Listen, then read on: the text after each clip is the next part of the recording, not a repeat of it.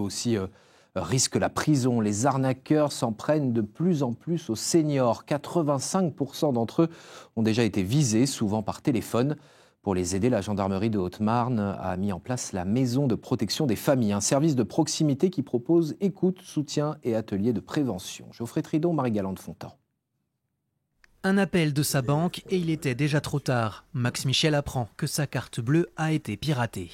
J'ai vu une personne, une dame, très gentille, très professionnelle et qui parlait, pour ainsi dire, normalement.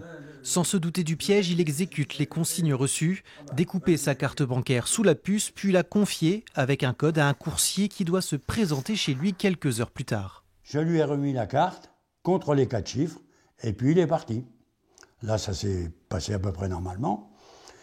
Et puis la dame m'a rappelé, il était environ 17h, 17h30, ouais, à peu près 17h30.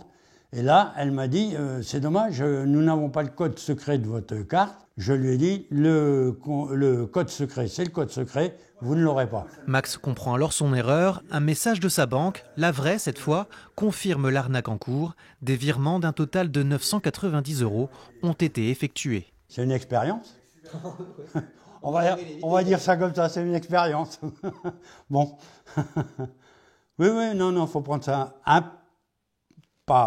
pas au tragique surtout pas au tragique. Ce type d'escroquerie se multiplie ces dernières années, se réinvente toujours. Seule lutte possible, la prévention.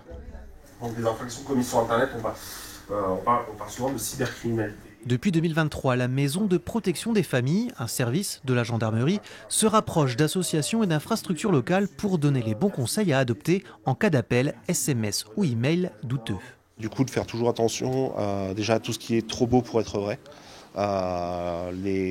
Aussi à toujours essayer de se renseigner sur la personne avec qui qui est en face de nous par divers moyens.